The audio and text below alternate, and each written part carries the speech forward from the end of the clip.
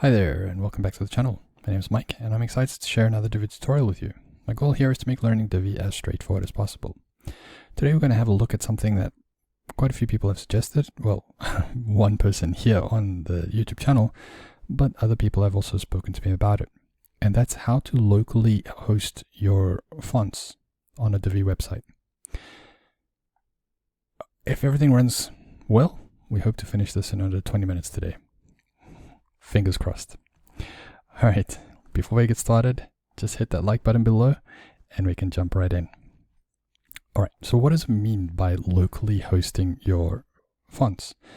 Well, all of these letters that we see, all the words that we see on a website is actually fonts, right? And these fonts need to be hosted somewhere in order for them to show up on your website.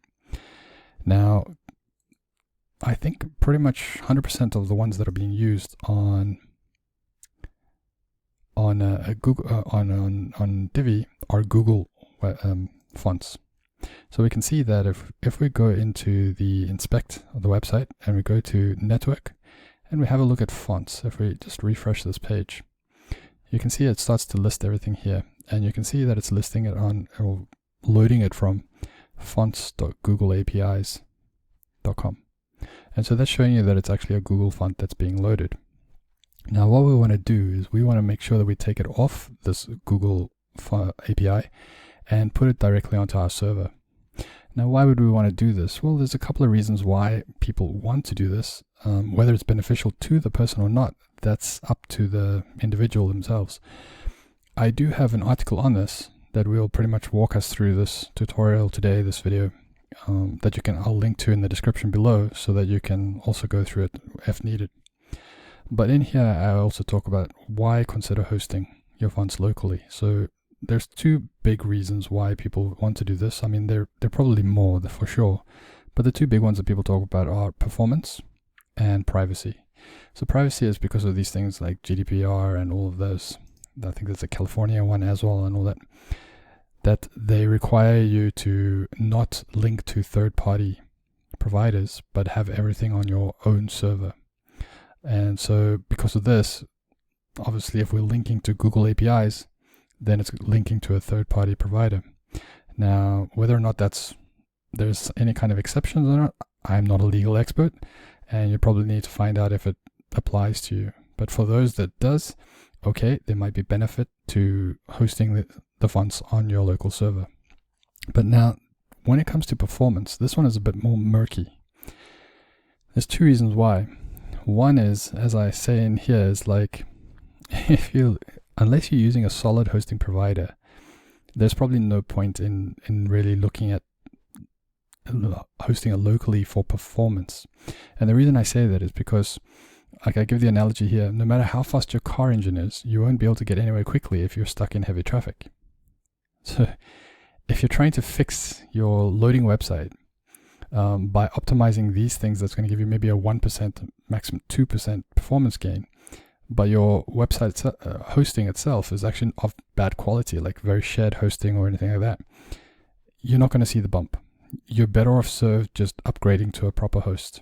And if you're interested, I do have recommendations on here where I've run through reliable hosts. And so you can get reliable hosting through here. But that's the very first thing you need to have a look at. Don't try and put a plaster over a gaping wound by focusing primarily on that. Now that said, once you have good hosting, is there a benefit, a performance benefit that you're going to get with regards to hosting them locally? There very well could be. But how much of a performance benefit? I think it's also going to depend on the individual situation. Because it depends on your host, it depends on what kind of plugins, everything you're running, and all these different things. There's so many variables that come into play. But yes, you can get a performance boost from this. All right, so that said, let's go and see. Here we have key benefits. It runs through everything. I'll leave this for you to go through and read through. Now, when talking about these file types, the main one that we talk about nowadays are woff files, or web open font format files. Now, this is basically essentially a compressed version of a true type file. Now, why am I telling you all of this? Well, it's quite important because in the Divi loading itself, let's just go and have a look here. If I just go edit, let that open up quickly, and we click on here, and let's go design and just say heading text, and we want to upload a custom font, right? So we upload here. You can see supported file formats is TTF and OTF. So if we jump back to the article, you can see that it talks here. While other file types like TTF and OTF exist, they are not optimized for the web and generally lead to larger file sizes. Now I recommend using woff2 as your primary one and woff as your fallback, because these are pretty much supported in all modern browsers. Now it talks here about resulting in file sizes that are approximately 30% smaller. I just want to show you an example of this. So over here I have fonts that I downloaded. All right, so here's the Noto Serif Regular. I'm going to draw your attention to the size of the file. You can see there it's 1.78 megabytes. Yep. Now let's go and have a look at the optimized. Once we've changed it over to a woff2, it's down to 23 KB. That's a bit of a difference that you're seeing here. So it's even more than a 30% bump, but it's really worth your while if you're going to be hosting this locally, that you get your file sizes as small as possible. So that's the thing that we want to look at, is we want to make sure that we can somehow now access this woff and woff2 rather than being restricted to TTF and OTF. So let's jump into that and how we can do it. Well, there are two ways that you can do this. There's the easy way, there's super easy way, and then there's the not so easy way.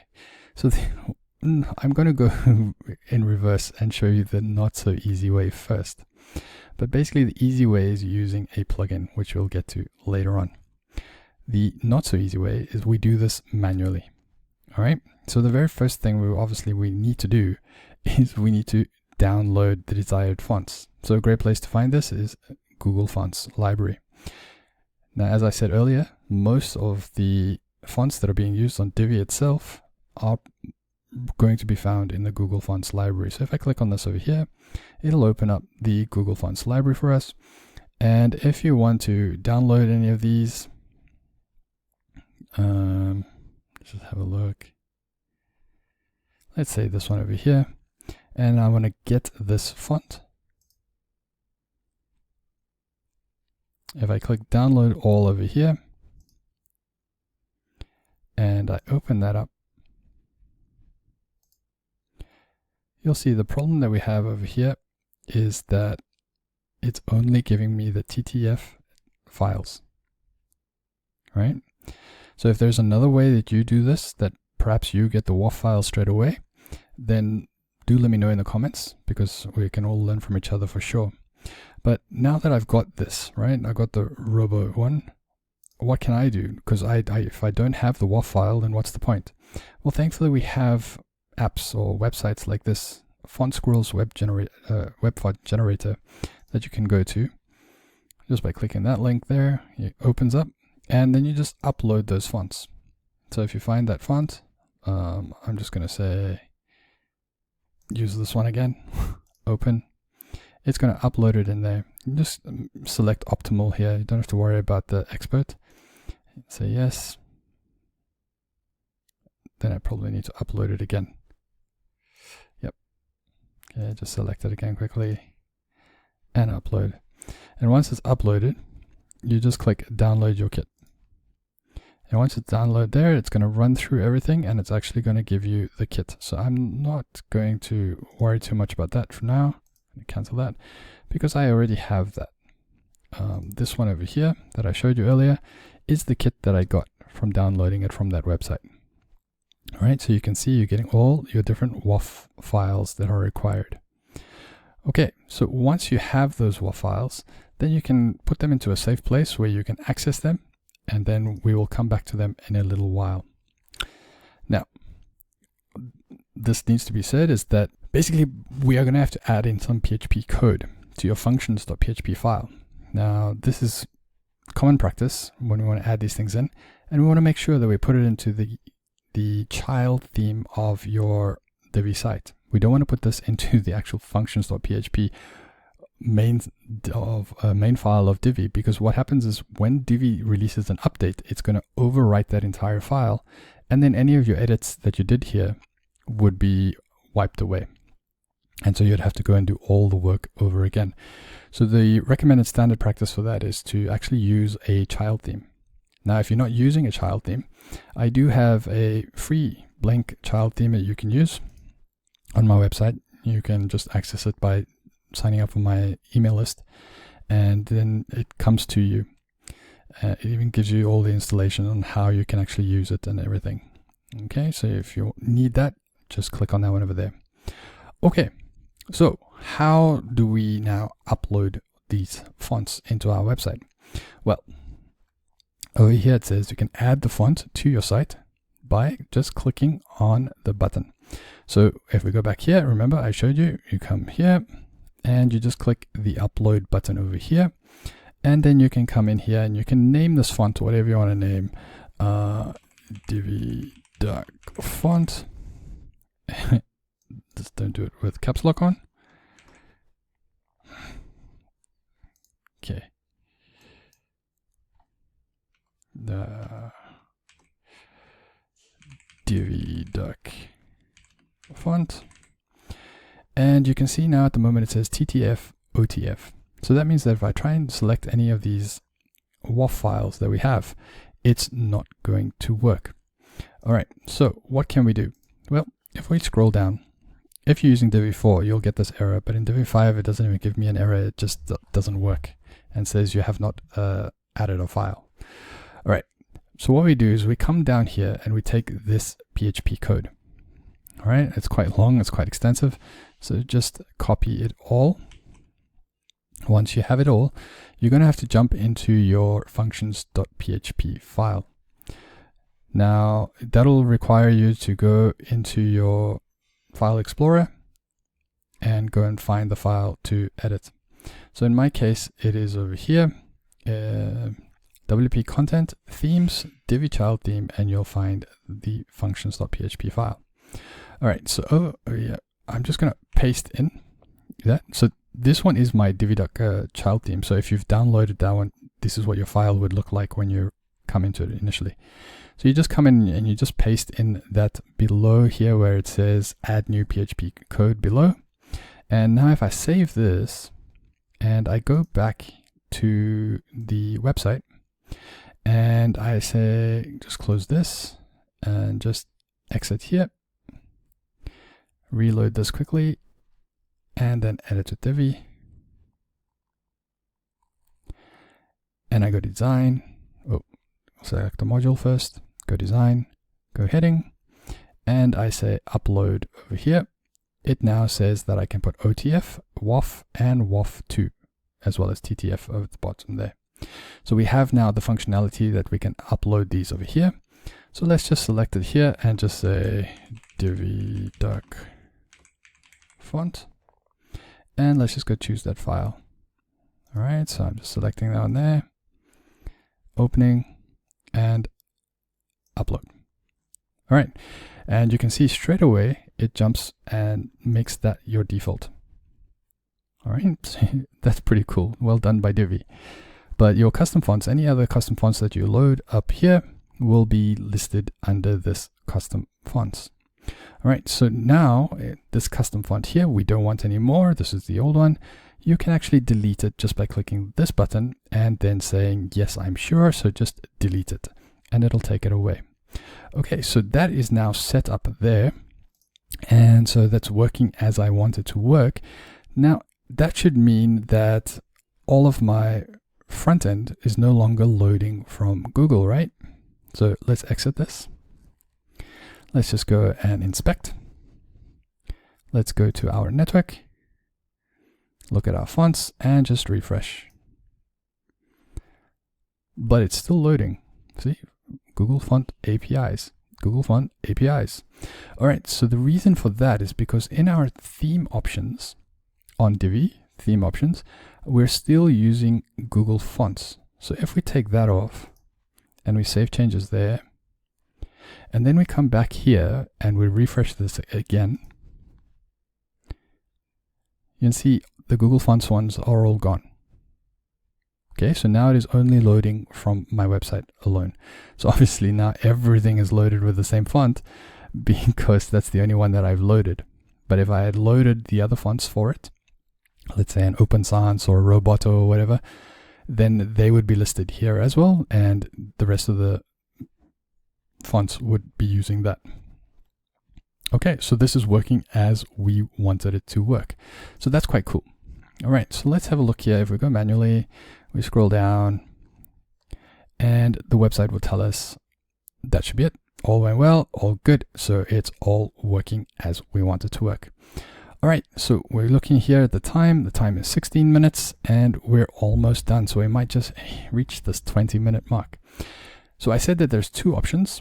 There's the manual option, and then there's the using a plugin. So if you're not familiar with working with different files like your functions.php, or just managing of code is a bit, it's not in your wheelhouse, and you feel like you want an easier option. Well, there is a plugin. There's probably many plugins that you can use, but the one that I recommend is this one called Divi Assistant. One is because, well, it's very easy to use, but it also has many other options that you can edit and basically work with Divi suited to your needs. And it costs $69 a year. But if you manage more than one website, this is perfect for you because you can use it on unlimited sites. It doesn't have a cap on, you can only use it on 5 sites or whatever. So it works quite well. Now, how does that work? Well, first you just go to get it by the Elegant Themes Marketplace, and then you install it on your site. Once it's installed, it'll look something like this. All right, so you can have it in here, and you can see all the different things that they do. It really does a lot of things for your site. But I want to draw your attention to the fonts helper over here. Now, the very first thing you need to do is, it says allow more font types, enable additional font file types. Yes, I want. All right, so that then takes care of the editing of the PHP file, and it's all done. Now, if you want to add any local fonts, you just click on local fonts and you can put it in over here. So let's say plugin font. Let's go choose that same file again. Which one was it? This one over here. Open, and we say all, and just upload font. So it's actually giving it its name there as well, so you can easily manage it. So you know, rather than plugin font, it's got the notice serif, so you know what font it is. So if I go back now into here and I edit with Divi, and I click on this, and I come into my design, and I go heading text, and I select Divi font.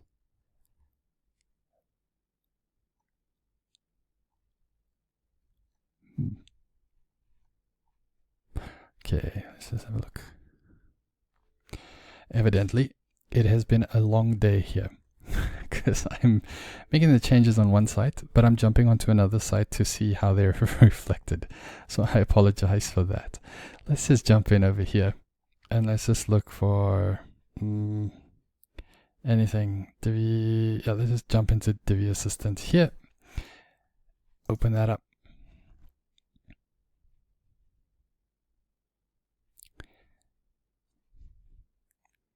Okay, once that opens up, it's obviously a little bit slower than my hosting.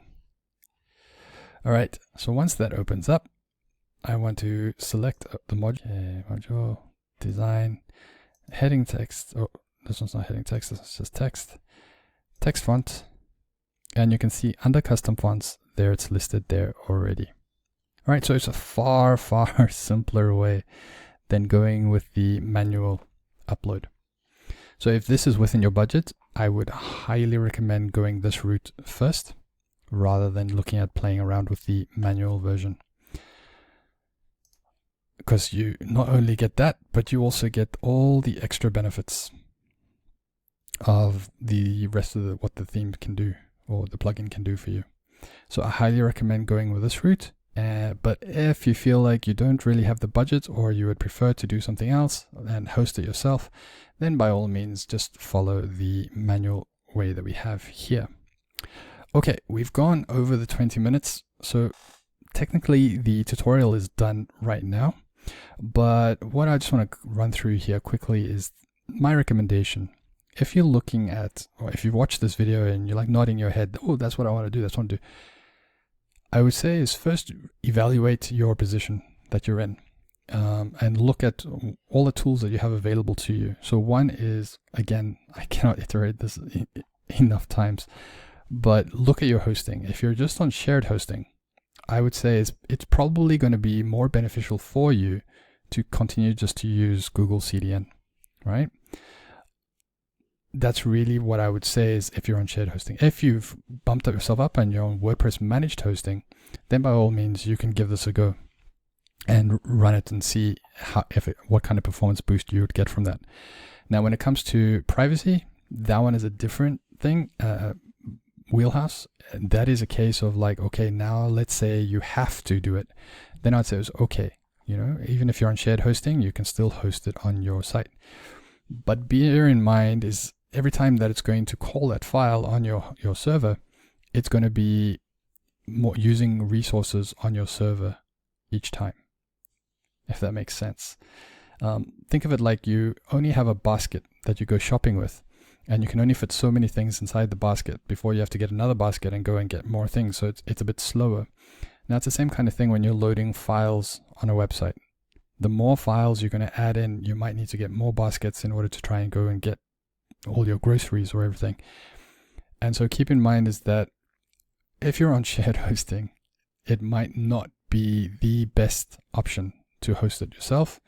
But if you're on WordPress managed hosting, okay, we can see how much more performance we can squeeze out of it. But when it comes to privacy, okay, fair enough. If your region that you're living in or your clients that you're expecting to come into your website, your users, primarily from, say, Europe with GDPR, then by all means, host it on your website or on your server, right? But if you can, I would say stick to the Google CDN, right? But as I say, if you're using WordPress managed hosting, that one is a whole different ballgame. You can really try and squeeze it as much as you can from it. Okay, and so that is it. I hope that this tutorial will be beneficial for you, and it'll really help you to give you a bit more of an understanding on how fonts work and how you can host them locally on your Divi website. If you managed to sit this far, I would appreciate it if you just give me a thumbs up by hitting that like button at the bottom there. And if you want to join me on this journey of discovering more about Divi, just make sure you subscribe to the channel so that you don't miss out on any future tutorials as they become available. Other than that, I just want to thank you for sitting with me for the 23 minutes, and I'll see you in the next video.